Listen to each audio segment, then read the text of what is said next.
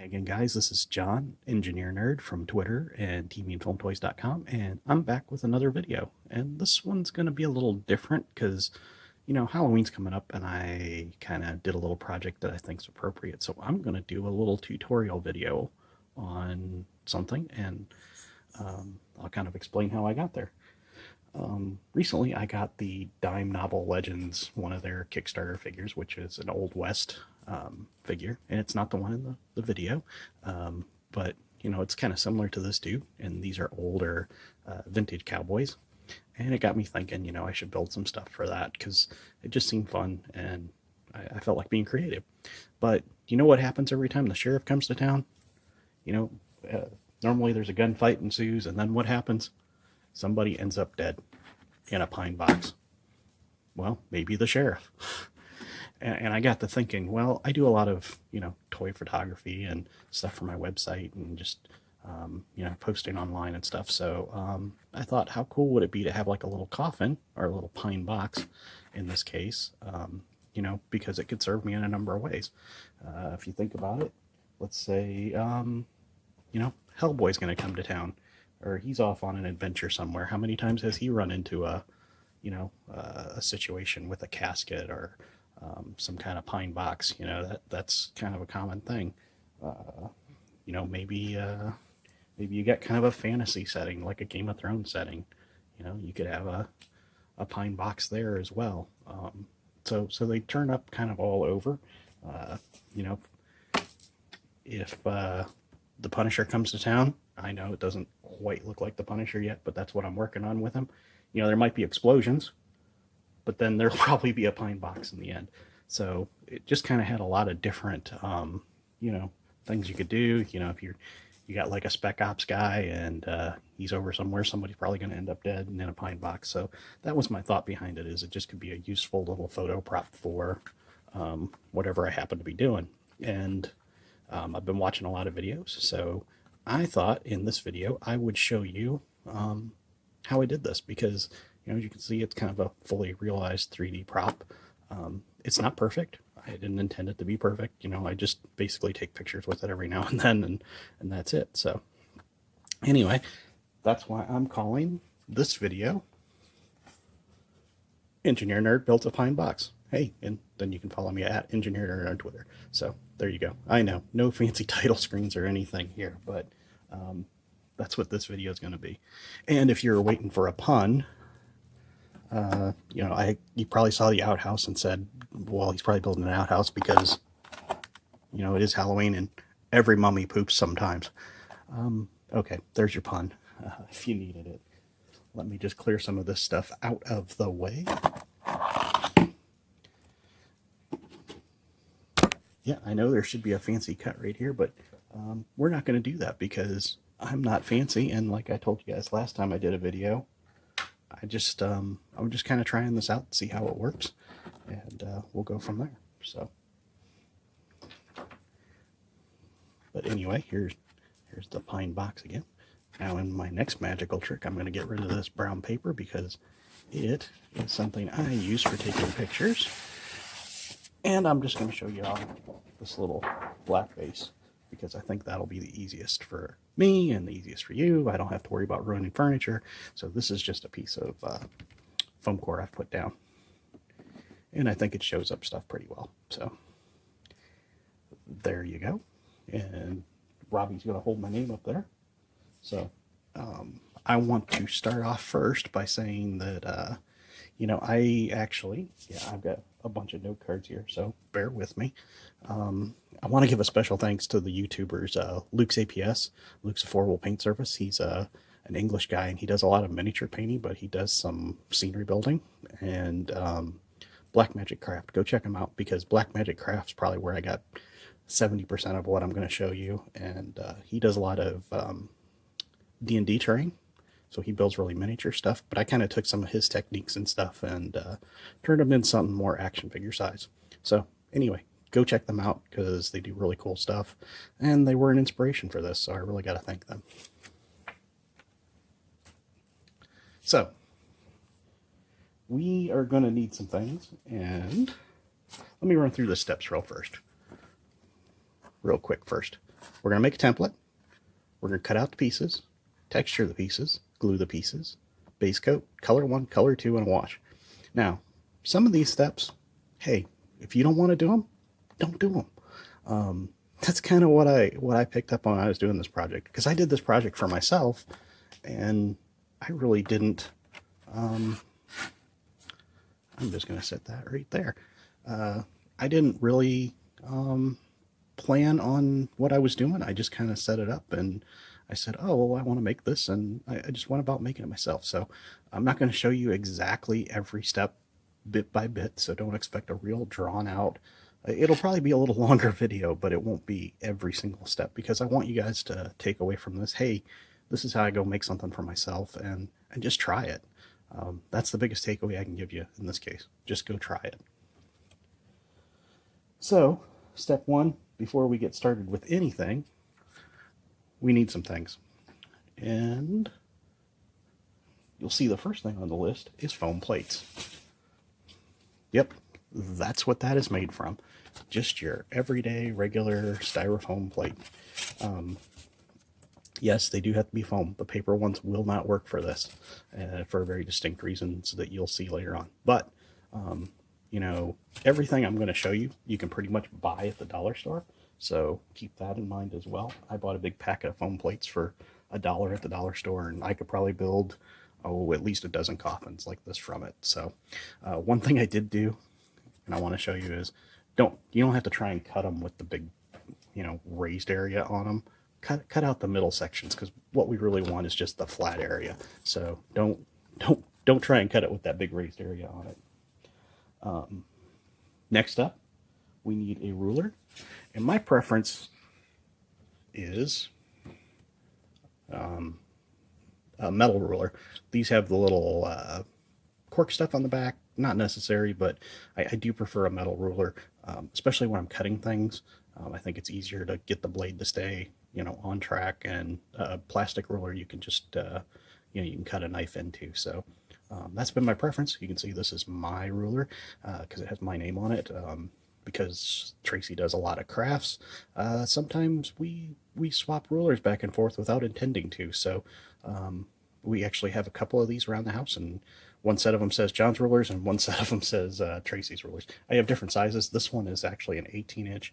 This is like a comfortable size. I really wouldn't mind having like a 6-inch ruler for this kind of project, but this will work. For part of this project, you're going to see me use something like this. And this is actually just a little tiny metal ruler, and it is actually in scale, and I can't remember which one this is. This is actually a 1/12 scale ruler. So remember that in a few minutes, but this is a little 1/12 scale ruler. So, it actually is to a little tiny scale, and that'll come into play in a few minutes. Next up, you can see that we say we need a knife. And what do we need for a knife? Nothing fancy. Just a good old X-Acto. That's kind of my preference. It's a regular X-Acto. I have some different style blades, but that's the one I tend to use the most. Next one's another one of those hard to find items. Pencil. Mechanical pencil in this case, because it's what I prefer. You could use a wood pencil. Doesn't matter. Just get a pencil. Remember, try and use a pencil instead of a pen. A pen would probably work, but I think a pencil is going to work a little bit better. Hot glue gun. I'm not going to show you my hot glue gun because I'm not allowed to bring it in the family room because, well, the incident and everything. So you won't see me actually gluing anything in this video. I'm sorry, but that's just how it works. After that, we have listed Mod Podge. So this is Mod Podge, and you can see I bought matte. And it says it's a water-based sealer, glue, and finish. So it's like varnish, it's like sealer, it's glue. You can use it for a lot of things. Crafters use it. You'll probably notice there's something unusual about this if you know what Mod Podge is. A lot of people's bottles don't look like this, but this bottle came from the dollar store for $1. So you can definitely find it there. So you got that. Next up, black acrylic paint. Nothing fancy. This is some craft paint, black paint. You might not be able to find that at the dollar store, but you can find it at Walmart for less than $1. You don't need that big a bottle. You know, if you have the same size bottle as this, that's more than enough, and you could probably find other uses for it.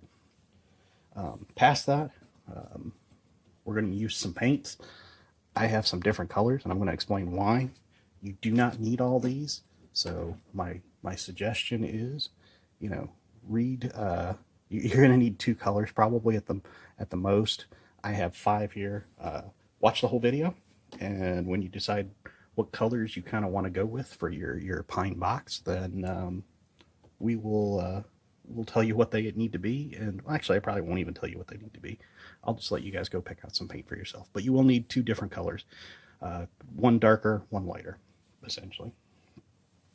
On top of that, and this is not quite what I used, but I also picked out a paint for a wash. I picked out an ochre. This is actually a red. I don't have the right one in here, so you're going to have to just kind of guess on that. You could use the black. There's nothing wrong with using black as a wash. As a matter of fact, I would probably go back and do that anyway. So just something I learned along the way. And then next up, we need some brushes. For this project, I actually preferred these nice flat brushes. I got all these in a single kit. You can see they're flat, they're angled, and they're nothing fancy. I mean, I didn't spend a whole lot on them. I got them at Walmart. I do know that the Dollar Tree does have some brushes, so you could probably find something there. They don't have to be nice brushes, because you'll see, it's just not a real precise painting project. So, got our brushes. Now, if you could use one brush, but you're going to want to wait for some of the steps later on for the brush to dry after cleaning it, or maybe not. It just depends. So having multiple brushes would probably help you, but to each their own. And lastly, and you can get these at the dollar store, I got a selection of 3. This is just a wire brush, and you can see I got probably fur or hair, or it's not my hair, but again, nothing real fancy, just a plastic wire brush. So that's all the things you need. I've kind of got the list up there. Most of it, like I said, available at the dollar store, so nothing too outrageous, you know. And a lot of this stuff, if you do any crafts, or your significant other does a lot of crafts, you've probably got sitting around at home already. And you know, you can just buy a couple of things, and you know, you're good to go. So let's get some of this stuff out of the way. Are you guys hanging in there all right? I hope so. Hopefully you'll be having fun with this and making your own caskets for Halloween. Now, next up. This right here is the dimensions that I got off the internet. Yeah, I know, everybody uses the internet for a pine box. And I did that just because I wanted kind of that classic shape. You'll notice it's very narrow at the bottom. You don't want a classic shape, you just want a rectangular one. Hey, that's fine too. I think the one in Kill Bill was just a plain rectangular box, wasn't it? So if you're doing something like that, you know, if you're maybe doing more modern, like I just was playing Man and Medan, and all of those caskets were just plain rectangles, you know, rectangular, like cargo boxes almost. So just depends on what you're doing.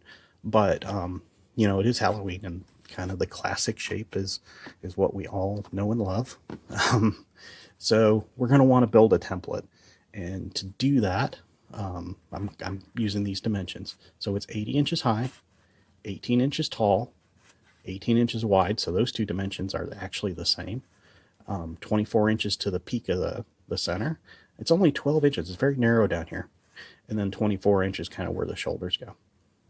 So all well and good. I'm going to put that right there for now.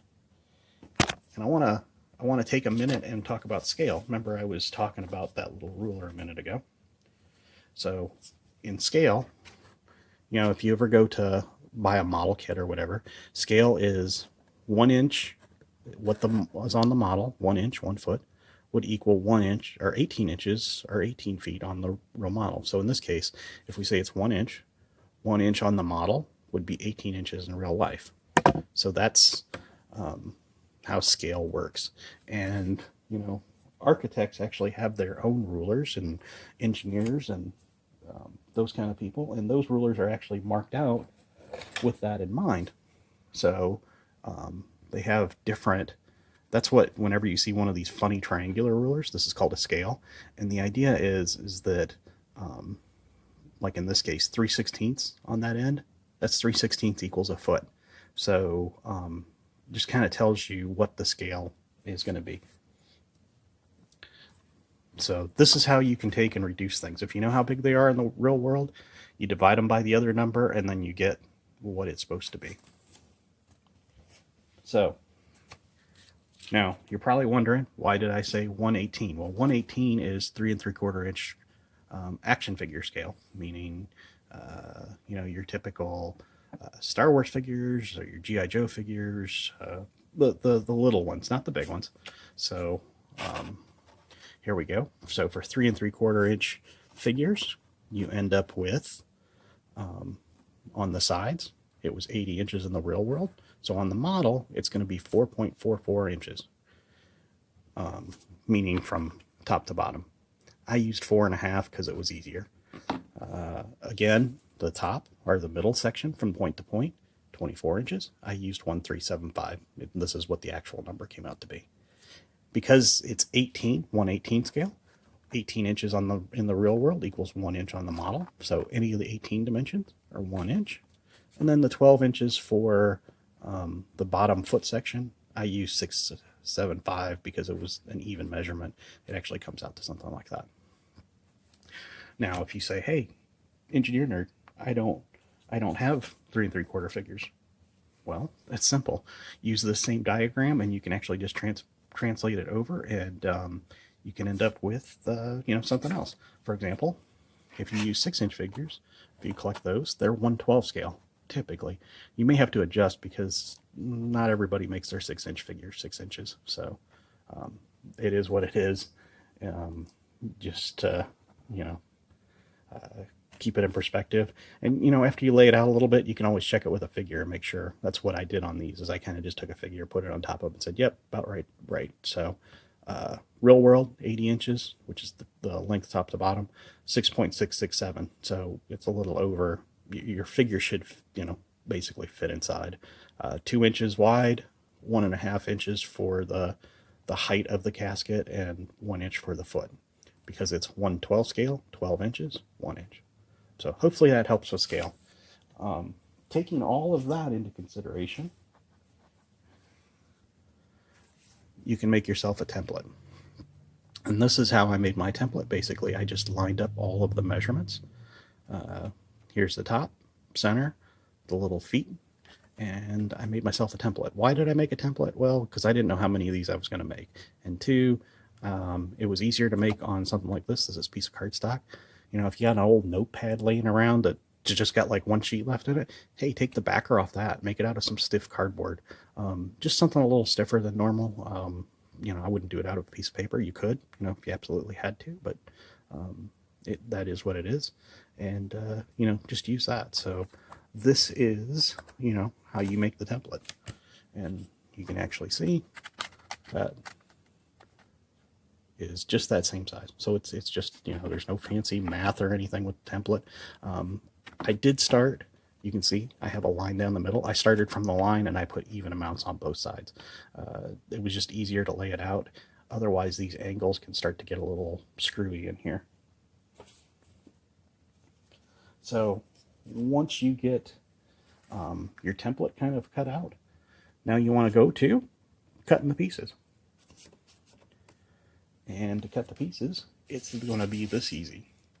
I'm going to do this off the one side for a very particular reason. One, I don't want to waste a lot of material. And two, I have another reason for doing this, but all I'm going to do is just find that edge. And this is where I think having a mechanical pencil kind of comes in handy. I'm just using that mechanical pencil. You can kind of see, I'm just drawing the lines, kind of holding it down. Nothing fancy at all. I'm not used to doing this where other people can see it, so.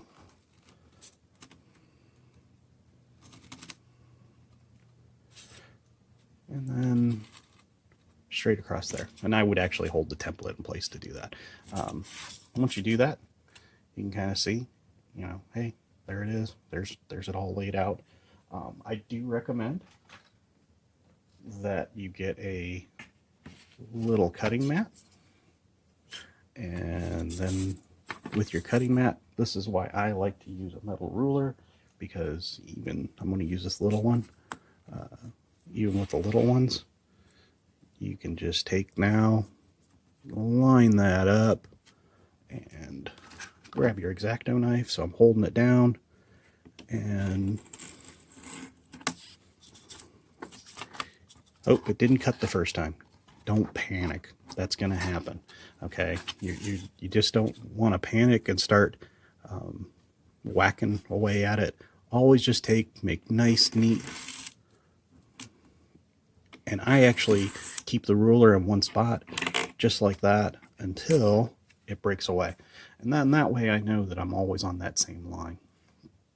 So, you know, you basically just repeat that, all the other sides. Depending on how you're laid out on your foam plate, you know, that might be a little different, but you know, basically you're going to cut it out until you end up with, you know, a piece that looks like this. So this isn't too bad. This is actually a scrap piece, and if you look at this one, there's a couple of mistakes on this one, and this was the first one I laid out, and honestly, I made a mistake. I made it about an inch too short. I just measured wrong. Just plain measured wrong. Made a template and everything. And you can even see that the points aren't coming out right, and there was just some stuff wrong with it. But for what I'm showing you guys, you get the idea. There's no magic to this. It's just, hey, go ahead and do it, and it's going to come out like it's going to come out. So, you know, this could have been a child-sized casket if I was doing maybe an IT diorama or something. But in this case, it's not. So now, we're talking about cutting pieces in this step. You need 2 of these. So you're going to need 2 of the top and bottom, because there's a piece here and a piece here. There's 2 sides, and then a top and a bottom piece. So 2 top and bottom, 2 sides, 1 head piece, 1 foot piece. That's what you're looking to make. Now for the sides and the foot piece and all of that, remember that they're all the same height. They're all 18 inches. So if you'll remember back right to the scale discussion we had, 18 inches is 1 inch. So what I like to do in this case is, if you could find a 1-inch ruler, it would be perfect, but I don't have one that's 1 inch wide perfectly. So in this case, I'm just going to set my ruler down, and I'm going to make a cut. I'm going to keep cutting, just nice smooth cuts. Don't force. Never force a knife. And if it seems like you're forcing it, then it's probably time to change your blade. You know, you got to change X-Acto blades fairly often. So now, once I get this, what I like to do is take the ruler, and I'm going to line it up here. Oops, a lot of stuff going on. I'm not used to this. And I'm going to make a mark at 1 inch, and then I'm going to come down here and make a mark at 1 inch. And it's best that you can get those 2 marks as far apart as possible. So you can see here, I'm going to try and get as much space in between those as possible. And now I'm just going to line up. See if I can get it to where you can see it. I want to line up those 2 marks. I'm going to set my ruler down, and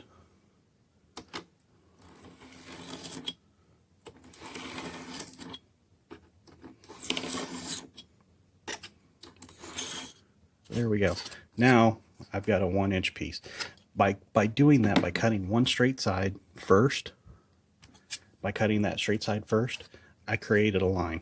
And then I used these marks out here to create the thickness. And the closer you put them together, the more likely you'll get your ruler in some kind of weird angle and it'll taper from one side to the other. So whenever you're doing that, just try and get it as far apart as possible. So you're going to need probably 2 of these. It's really going to depend. I would probably make 3. Just because of the sides. The sides are fairly big, and it'll depend on the size casket you're making. So you can kind of see there that you're going to get one side basically out of this, and then you need 2 sides and the head and the foot. So now what I like to do is I don't like to measure. So you kind of look at it and you go, well, if you don't like to measure, what are you going to do? Well, one, I'm normally, I had a little bit of an issue and I made one of these too short, and I don't like that. But so I'd tell you to leave these a little long anyway. But what I would do if I want to make this again is essentially I'm going to lay this out, and then right where that little point is, I'm going to make a mark. And then I'm going to take that mark and pivot it around, and then I'm going to make a mark here. And then I'm going to basically on this mark, and this is where it probably doesn't have to be exact. So I will normally just take one of my rental rulers, and I'll, like on my hobby mat, I don't know if you guys can see that real well, but I've got lines. So essentially I'd lay out that flat mark and come to here where I've got that nice line, mark it right there, and then bring it to here and mark it right there. Now, first trick is we're going to cut this off. So you saw me mark the lines for that. I'm going to draw a pencil line right there. You don't have to draw the pencil lines. I mean, if you're confident where you're cutting it, that's fine. Now, if you actually look, there's actually only looks like one row of nails right there. Could have done it as 2. I didn't. Actually, I did on this side. But there, it looks like there's a seam right there. To do that seam, all I did was put it on that middle mark, and then take my pencil and make one kind of light line. So you should see something like this. And now you've actually made a hinge for that. So there you can see, you can actually just bend it right where that is. And that's what I used to make that little notch. So, if I put this on here, you can see that notch matches up with the point because that's where we marked it, and everything lines up. No measurements. I think that's probably the best way to do this, especially when you're crafting and you're using a template. Because of that, if your template's kind of wonky, make sure that you do both sides separately maybe and mark them. I'm fairly confident that I laid this one out right, so I didn't do that in this case. But if this line wasn't straight, or you didn't want it straight, you could lay it out different for each side. So, but that was just a trick, just one single light line across that, and now you're gonna get this. Now it's not going to seem very strong, so be careful with it. And I'll explain why later. But once it's glued in place, that'll actually, we're going to glue that whole thing, so it's strong enough for what it needs to be. So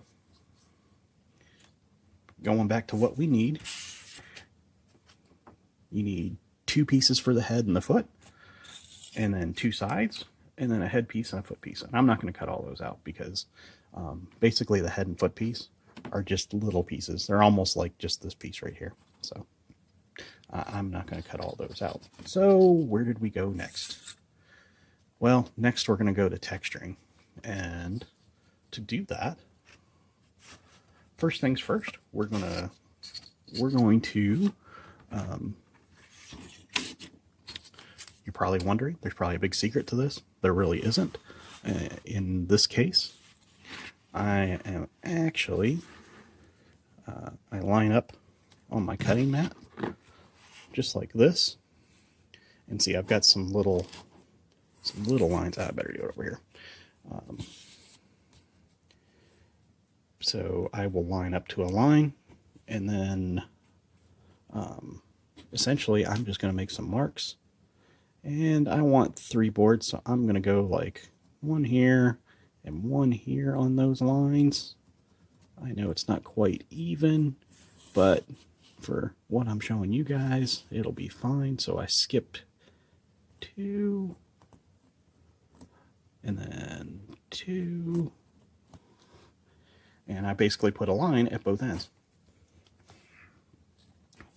Once I had that, again, just very, very lightly with a pencil, I'm going to line up the marks.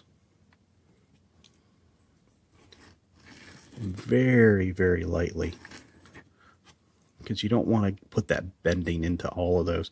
You can, you know, you could actually cut these all out as individual boards, but now, basically, I've laid out the boards on the side. So you can kind of see, hey, that's basically how I did that. That's where those little boards on the side are. There's not 6 individual pieces, that's 1 piece still. Now, to make the nail holes, all I did was eyeball it and just press in with the pencil.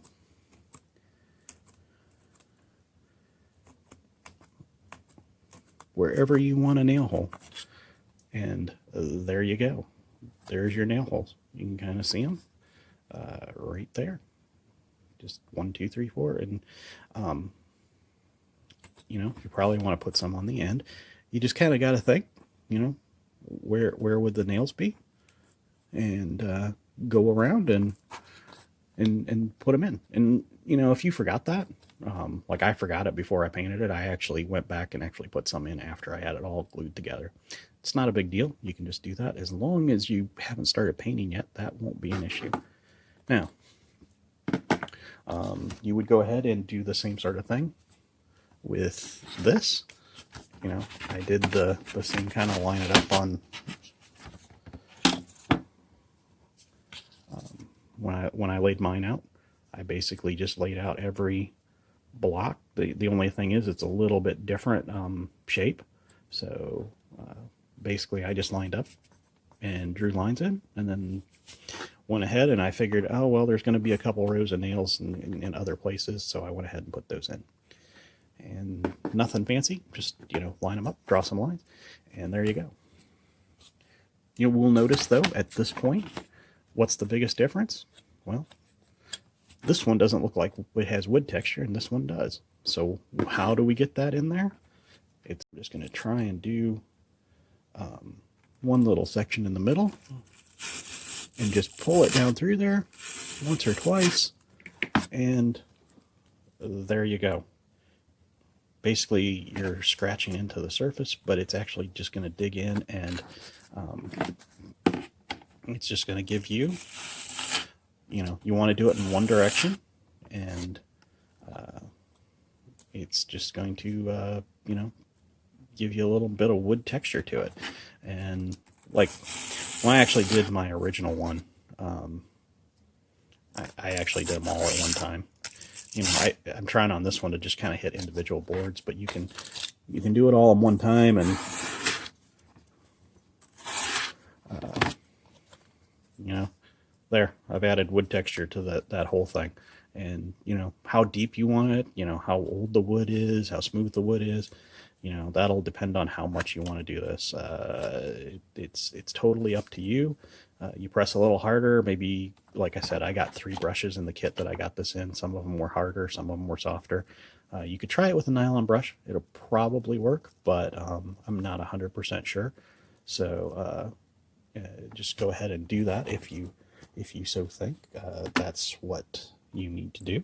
And I had to make a little adjustment to the background there. Sorry about that.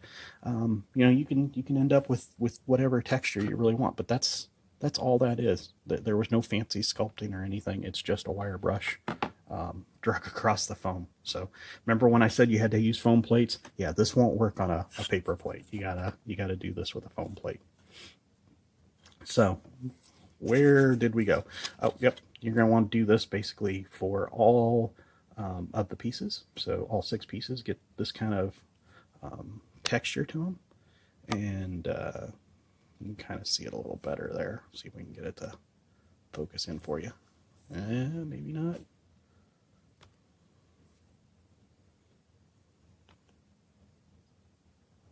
That's probably about as good as I'm going to get it. But anyway, go ahead and do all 6 pieces, and you know you'll end up with something. So I was doing this, and basically I had a piece break, and what I decided was I was just going to keep that and use it for basically a broken casket. So we'll come back to this in a minute, but you can kind of see that this casket's actually going to be broken open. So next step, just start gluing. So here I've got a base. I glued the little foot piece on. I would glue the headpiece on, and then basically just take one of my sides, line it up on the long end and glue it, and then I actually glued like one side first and then glued the second side in. You know, you could take a little file or something if they're not quite, the edges aren't quite even. I didn't really care because, you know, hey, it's an old casket, so you know, it's going to be what it's going to be. But that, you know, maybe it was built in a hurry or whatever. You know, it's not a fancy casket, so basically you're just going to line that up, hot glue it. This is hot glued back here. That's essentially how you do the glue step as well. So we've done the template, we've cut the pieces, we've done texture, we've done glue. Now, going back to this one for a minute, this is the one that I said I broke. And what happened is when I was doing the texture, I actually was really aggressive with the texture, and I just basically broke out pieces. So once I did that, I was like, oh, okay, this is, you know, this is going to be broken out as well. Well, hey, maybe I want something broken out over here. Oh, there we go. It's that easy. Well, that's not going to look right unless this over here is broken too. So let's break that. And maybe it does break along a line like that. You know, that makes sense. It's going to break along a seam line, right? So, you know, you could do something like that. Just have fun with it. That's the main thing with this project. You know, have fun with it. One thing I will tell you though, if you go to do this and you can actually see this particular casket is textured on the inside and the out, try not to line up your board lines on the same line. If you do, they will go through and they will break off. So don't do that. You know, you can actually, if you look at this one, the lines for the boards, and those got a little screwy, didn't they? I was actually making these pieces just for this video when I came across this. So, you know, don't line the board lines up exactly, because if you do, it'll make it really super weak. And that's really what happened when right here. I don't know if you noticed, but this piece actually came apart, and it's because I had that seam line on both sides. So just keep that in mind. But in case you're wondering how this looks, here's a 3 3/4 inch figure from Boss Fight. It's their skeleton. So, you know, basically I'm going to make a little broken casket where you're going to be able to see into it. And I probably will do this in a little different color, but there you go. That's what it would look like with a figure in it. So you can do this too. This is just a little variation on what I did. It's not perfect, but like I said, you know, it's good enough for me. And I'm not building a diorama, or I'm not building these pieces to, you know, go show them in competition. I take a couple of pictures and I may never use it again. I probably will in this case because it turned out pretty well. But again, have fun with it. That's what collecting action figures and doing crafts is all about. It's about having fun and enjoying what you're doing. If you're not enjoying it, you're probably not doing it right. So anyway, that's kind of where this project was heading for this one. And like Bob Ross says, it was just a happy little accident. It kind of broke out over here. My original plan for this one wasn't that it would be broken, but hey, if it works, it works. And now I have a broken casket that I'll be able to finish out. So, next step, base coat.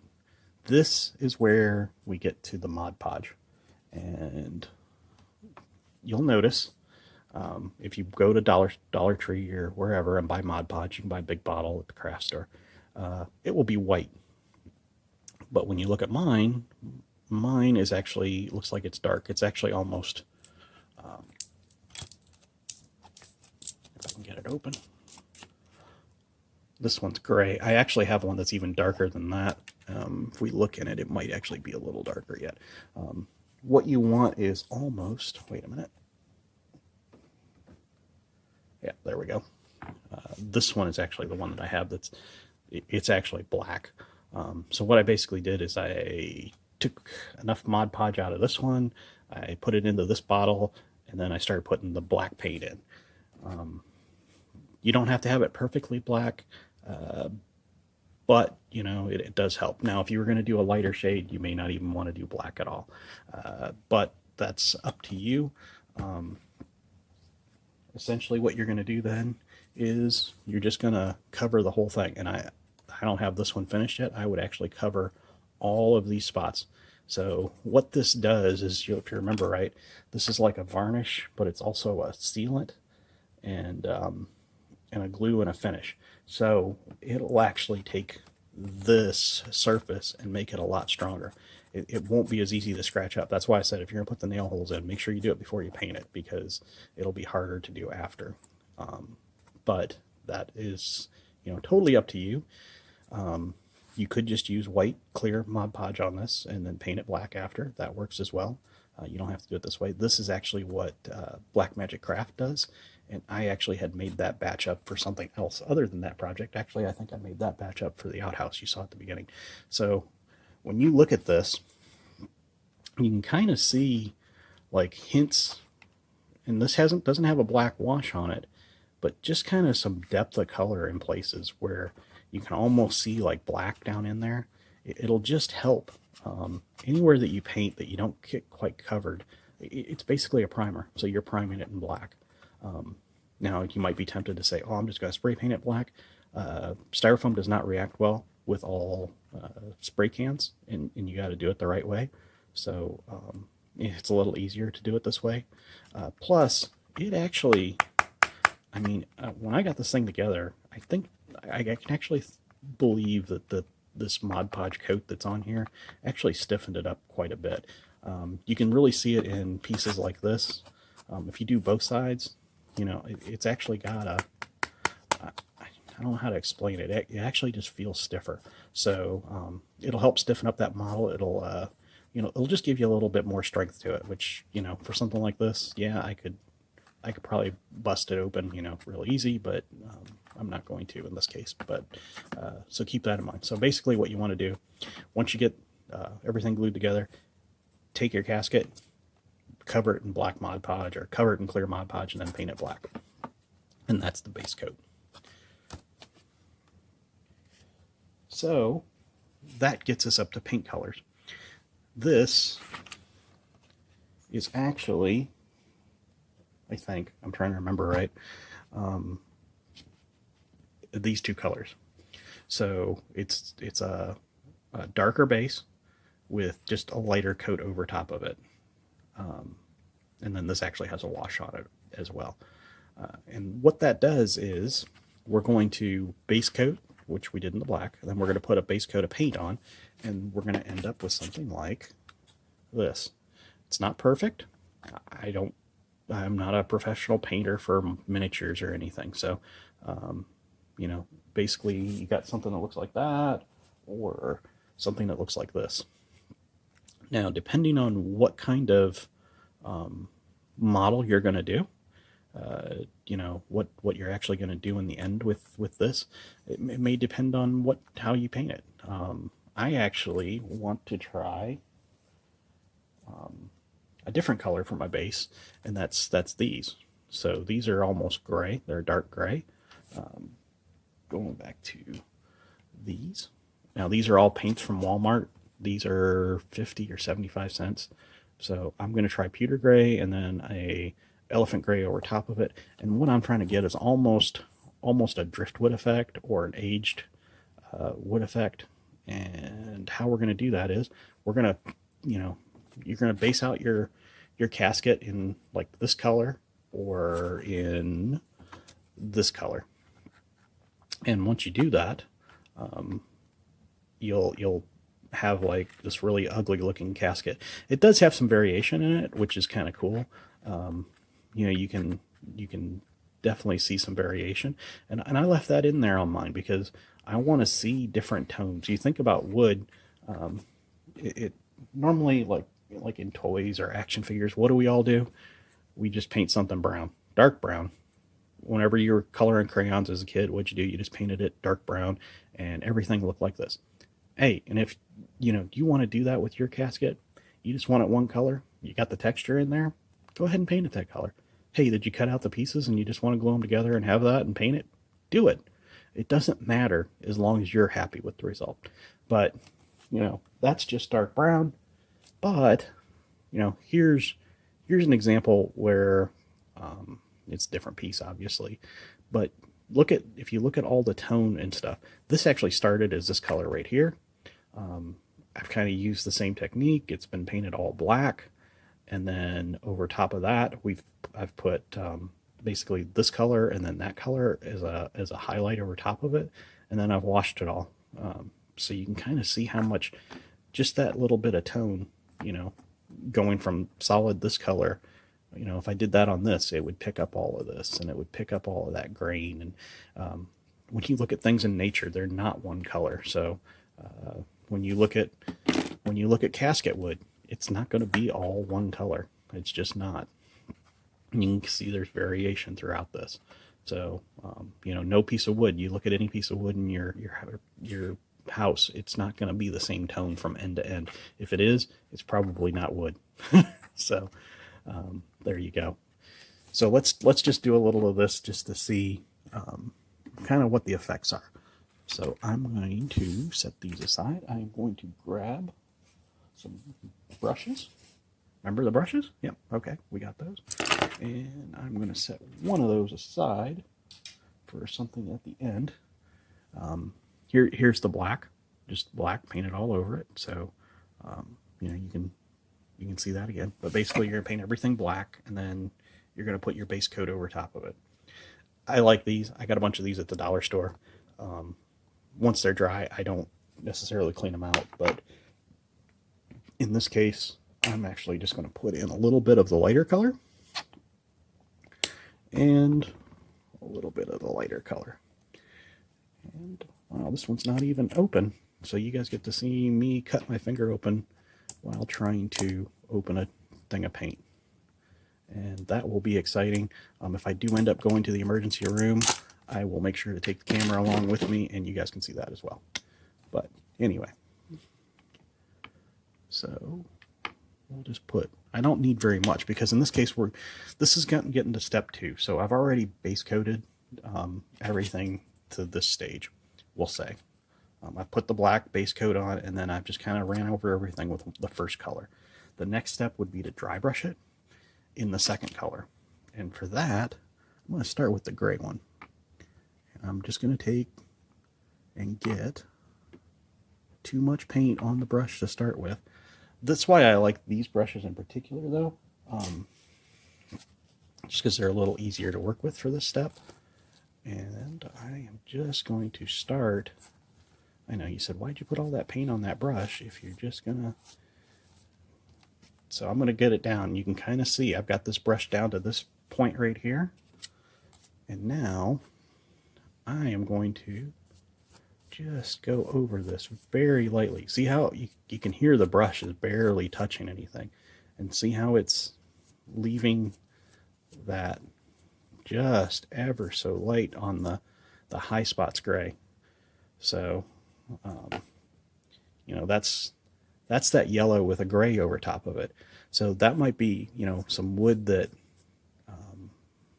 and I'm trying to follow kind of the, you know, you can do this a couple of different ways. You can go with the grain, and then you're going to end up kind of like I did there, where you've got spots where it seems to go into the grain, or you can go side to side and go against the grain. You know, and the thing is you're going to want to just kind of pick out some different techniques for your different projects, and that way you can kind of get some different colored wood. Like, this isn't that much different than what I did here, but when you look at the tone, it's a lot older looking wood. So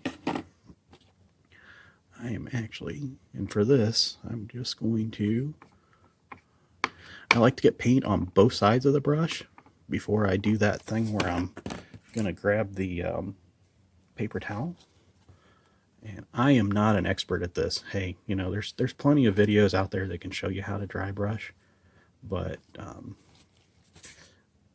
what I learned is, you know, do what you want and do what you like and what feels right. There's, you know, this is your casket. So, well, not your casket, I hope, but if it is, you're really small. So here is, you know, you can kind of see some of those yellow undertones coming through, and it's actually like an aged wood looking piece. Now, if I take that same gray, I can apply it here, and I got gray paint on my arm, so I'm trying not to get it all over the place, but basically just barely touching. You know, you can kind of tell the difference there. Maybe this end is got some gray on it, and it's just starting to give that aged, hey, this is dried out kind of wood look to it. And then lastly, we will grab one of these, and I want to get just a little more paint on for this one. So back to here, get the paint off. And I know I'm not doing this right. My mom's going to watch this video, and she's going to probably give me instructions on how to do this. So stay tuned for that. So anyway, dark gray, and here we go with some light gray over it.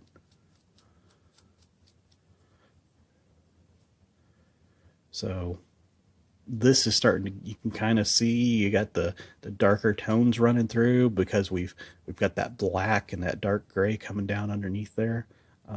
But then the highlights will be in the lighter gray. So yeah, I know that's probably pretty subtle to show on the camera, but you know, that was kind of my idea for that one, is I really wanted to get that barnwood looking. I wanted to see how this gray on gray looked, and this is what I'm finding is, I don't think this is the right gray to do this with. I probably want one that's even a step lighter.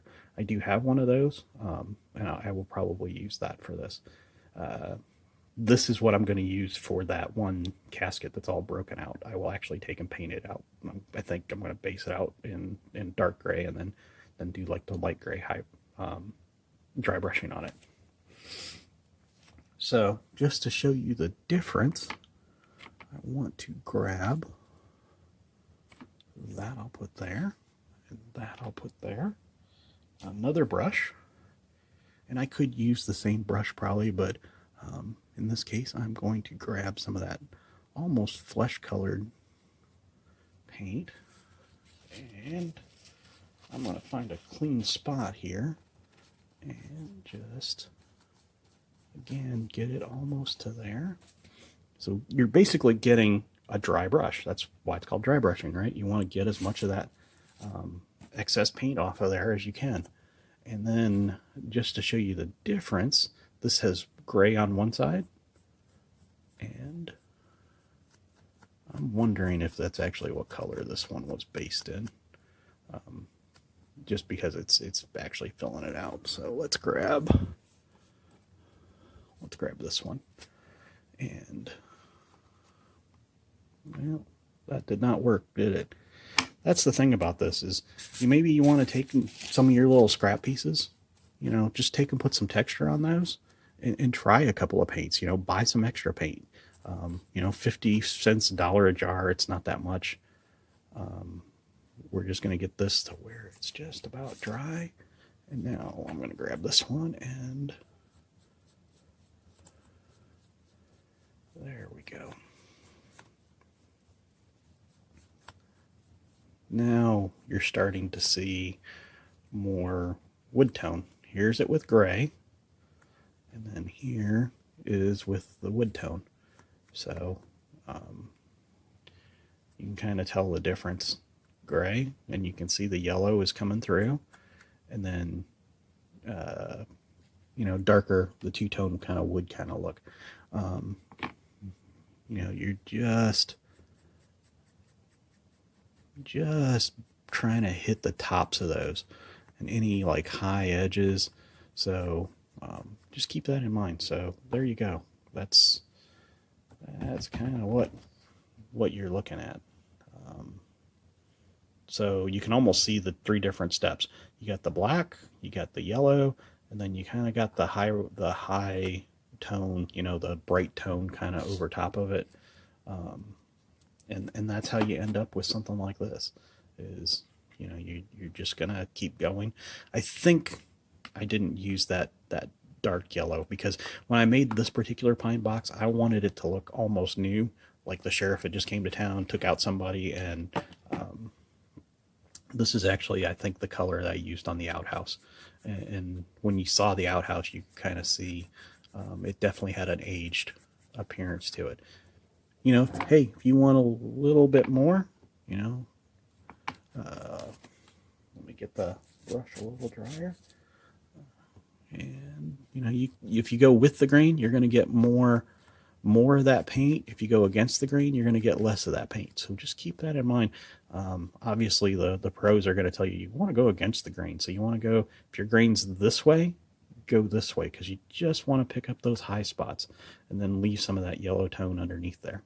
So, if you want a gray tone, there you go. You can kind of see the gray with the yellow peeking through. So it looks like, this is wood that maybe has had something abraded and, it's been scraped or something. So it looks like that.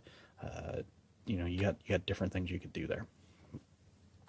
The last step that I'm going to show you guys is the wash. And I keep knocking the camera, so don't let me do that. Because otherwise everything's going to be off camera in just a second. So just hang on, bear with me. When I say wash, I don't mean go put it in the washing machine, with some Tide or whatever. This is actually what I used for wash on these projects, and I left it this way. I bought this little bottle at the dollar store. I actually got 2 for $1, so they're 50 cents a piece. This is brown paint in the bottom, and then this is water up here, and then in between there's actually a third layer that's not showing up on camera. And what this is like a dish detergent. It's just to make it flow a little bit better.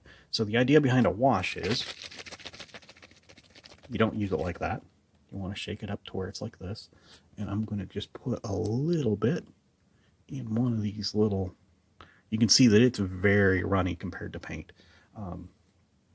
Now, when Blackmagic Craft does his washes, he actually will lose his brush. No, actually, I lost my brush.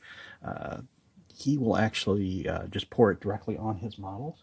So, you can do that if you want. In my case, I am not going to do that. And I am going to look for wherever I put my brush. And I do not know where that is. So I'm going to grab a different brush that's a little bit smaller. I normally wouldn't use this side of brush for doing this, but basically a wash just flows in. You can see this is not coating at all. So really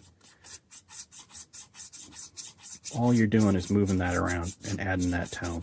So like I was saying in the beginning, you could do a black wash, and that would work as well. You know, you basically want something that's going to be thin enough that you can move it around like this. And here I've used a brown wash because you think, oh, well, casket's going to be dirty or whatever. I would use a bigger brush with this, and when you use a bigger brush, you're going to get it spread around a lot more even than what I'm doing. But I just wanted to kind of show you guys what I was talking about. You know, you can basically, you're just spreading this color around, and it should flow down into places like these little nail holes so that you see them in the end. That's why on this final you can kind of see, hey, the nail holes have that reddish tone to them. That's why, is because that wash was able to flow down in there. So this wash is kind of like what went over the top of everything. So you got a bunch of different tones in here, and this wash just kind of finishes it off. Like I said up front, I'm probably going to make myself a black wash, and when I do that, I just keep adding water until I get it to where I want it. It should be very, very, very watery.